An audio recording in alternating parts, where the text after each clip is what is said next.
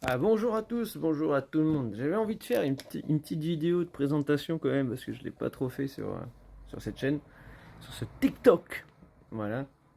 Donc, comme vous pouvez le voir, à l'époque, avec mon ami DJ Biscuit, mon binôme du binaire, on avait fait la chaîne YouTube T2F officielle, qui était montée à 14 000 abonnés. Qu'on s'était dit, ben, on va faire chacun notre chaîne YouTube pour faire notre contenu perso. Donc, ce qui veut dire que lui était à fond sur la musique et sur le tennis de table. Moi, je suis à fond sur ma musique, donc instruments, batterie, guitare, tout ça, tennis de table, et puis j'ai toujours mon karaté à côté. Voilà. Donc, on s'était dit, on va se séparer, on va faire tout simplement chacun sa chaîne YouTube. Donc, du coup, lui, il a récupéré la chaîne YouTube où il y avait les 14 000 abonnés, vu qu'il était comment dire, le gérant de cette chaîne, c'est son adresse mail, c'est sa chaîne, son contenu. Donc lui, il s'est mis de son côté. Moi, je me suis mis de mon côté, mais on reste un peu notre binôme du binaire. Car on joue toujours ensemble au tennis de table, sauf que lui, il a un autre projet en septembre, donc il sera plus avec moi aux entraînements. Quoi qu'il arrive, dès qu'il sera dans la région, on jouera ensemble.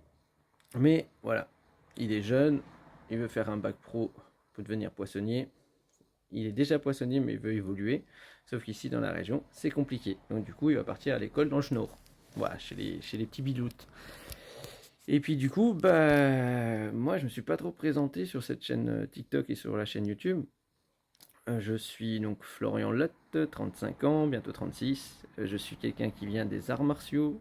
J'ai une vingtaine d'années, on va dire hop, 19 ans, j'attaque la 20e année de karaté et d'autres disciplines associées parce que j'ai fait du krav maga, j'ai fait du aikido, j'ai fait du judo, j'ai fait de la boxe anglaise, boxe française, j'ai fait un peu de boxing, j'ai fait un peu de lutte, j'ai fait pas mal de choses. Sauf que voilà, quand tu mélanges tous les styles, à un moment donné, quand tu veux faire un seul truc, bah tu perds en fait tes repères. Donc ce qui est bien, c'est que tu peux voir, ouvrir toutes tes portes à d'autres disciplines, mais je pense qu'à un moment donné à un autre, il faut d'abord finir dans une et ensuite découvrir autre chose.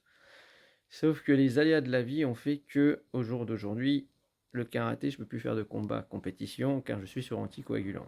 Et puis j'ai d'autres pathologies à côté qui font que si je reprends la compétition combat qui me manque, et des fois j'ai vraiment envie d'en faire, à l'entraînement il m'arrive de faire des combats pour préparer les jeunes et les futurs compétiteurs, ce que j'ai fait cette année.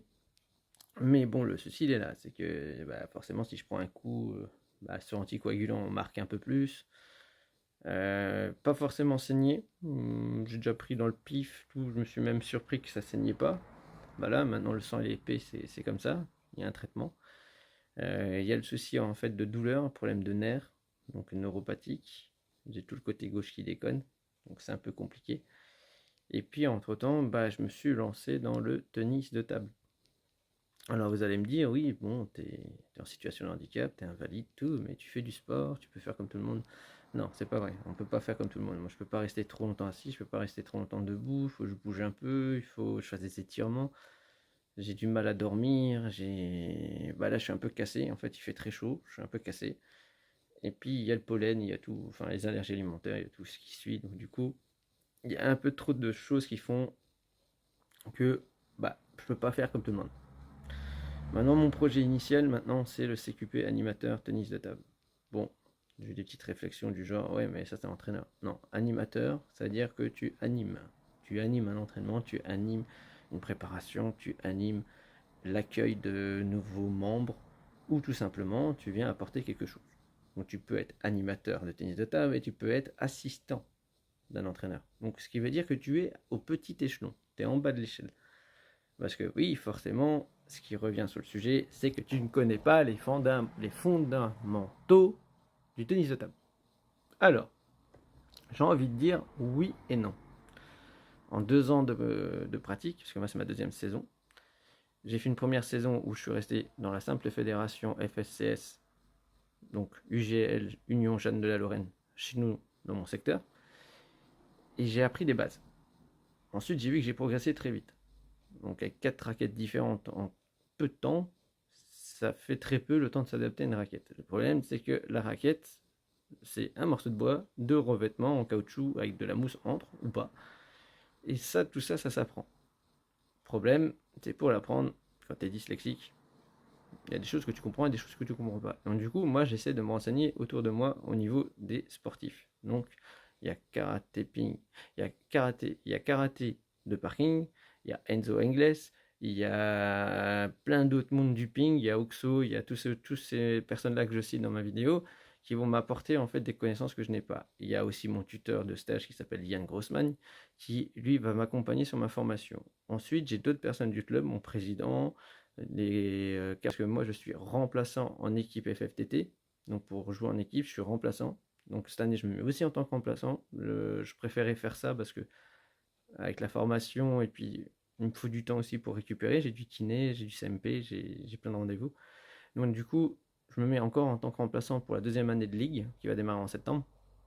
Et puis bon, finalement, je ferai les critériums, je ferai les finales par classement, je ferai le championnat de Moselle, je ferai ce que je peux faire pour dépanner quand il manque quelqu'un, et je continuerai en fait à faire mes compétitions par équipe et individuelles en UGL. Imaginez-vous, ça représente à peu près 140, 150 matchs. Donc de matchs, je dis bien de parties en fait, parce que maintenant il y a des termes qu'on n'a plus le droit de dire, hein. Donc on me dit que j'ai pas les connaissances là, mais il y en a qui sont restés encore sur les anciens termes. Moi j'ai appris qu'on dit plus 7, on dit manche. J'ai appris qu'on n'annonce plus les balles de match parce que ça se dit pas. J'ai appris qu'on donne les scores à voix haute et à chaque fois. Et j'ai appris que ce n'était pas un match mais une partie et que la rencontre c'était l'événement. Donc voilà, donc on me dit qu'il y a des choses que je ne sais pas, mais il y a des choses que je viens d'apprendre. Et je suis sur le point de valider ma pratique pour être arbitre régional de niveau 1. Donc ce qui veut dire que je vais arbitrer au niveau ligue, on va dire au niveau régional. Donc j'apprends quand même les bases. Maintenant, on ne devient pas un pongiste en claquant des doigts. On peut juste se dire, waouh, tu sais faire de belles choses, mais tu maîtrises encore pas certaines choses. Mais ça va venir avec le temps. Donc en gros, je fais cette vidéo de présentation pour quand même expliquer que je suis quelqu'un qui faisait 35 heures de sport semaine il y a encore 8 ans en arrière, avant d'avoir des problèmes de santé. Donc je suis quelqu'un qui était classé semi-haut niveau. Voilà, l'objectif à l'époque c'était d'entrer en équipe de France de karaté. Sauf que manque de bol, quand tu te pètes un genou, bah, il faut revenir. Tu reviens, tu te pètes un autre genou parce que bah, ça c'est un accident de travail. Et en fait, les aléas du sport font que plus tu veux chercher le haut niveau, plus tu vas te fracasser. Et ça, tous ceux qui font du haut niveau, ils le savent, c'est des sacrifices. Sauf qu'un combattant dans l'âme, il a la tête pour se battre. Maintenant, au jour d'aujourd'hui, moi j'ai le corps qui ne suit pas, mais j'ai la tête qui suit toujours. Donc, c'est compliqué.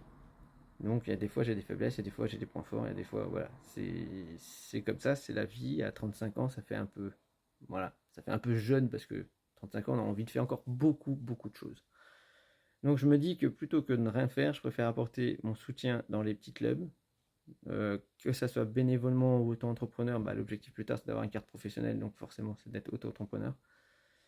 Mais en même temps, c'est pour éviter d'être entre quatre murs. Voilà, de rester enfermé dans ma bulle. Voir des personnes, voir des gens confirmés, voir des personnes qui sont passionnées, fait que en fait je me passionne pour autre chose et je me passionne pour de la nouvelle connaissance. Je suis quelqu'un de très curieux et qui a de l'ambition. Maintenant, le parcours il va être long, dur. J'ai besoin un peu de soutien de personnes qui m'entourent et ça j'en ai. Je suis très content. Même sur TikTok, j'ai retrouvé des anciennes personnes, des anciennes connaissances grâce à TikTok. Ma chaîne YouTube elle est en train de monter tout doucement. J'étais à 1 abonné, là je suis à 47. Il m'en manque une. Hop, il m'en manque 3 pour commencer à faire des lives sur YouTube. Donc si jamais après cette vidéo vous voulez aller sur ma chaîne YouTube, c'est karaté-du-moins ping espace 57. Franchement, ça serait génial. Au moins, je pourrais faire aussi des lives là-dessus pour expliquer un peu mon parcours. Et puis surtout, n'hésitez pas à poser des questions parce que je suis certes invalide, donc en situation de handicap, mais je pratique toujours. Donc n'ayez pas peur de vous poser la question, même si vous avez des difficultés mentaux, donc psychiques, des difficultés moteurs, un trouble, quelque chose, bah ce n'est pas fatal. C'est-à-dire que vous pouvez faire une activité sportive. Il faut juste trouver votre activité sportive, votre passion et surtout vous renseigner. Autour de vous, il y a plein de choses. Il y a Andy Move qui a été mis en place qui peut vous accueillir sur des projets. N'hésitez pas. C'est la fin de la vidéo. Je vous invite à liker, à partager, à venir sur ma chaîne YouTube, à vous follower, à m'aider sur les abonnés sur la chaîne YouTube pour avoir du live et du contenu. Voilà, c'était une petite vidéo de présentation de qui je suis. Maintenant, à vous de la visionner. Et bisous à tous. Il va faire chaud. Hydratez-vous. Prenez soin de vous.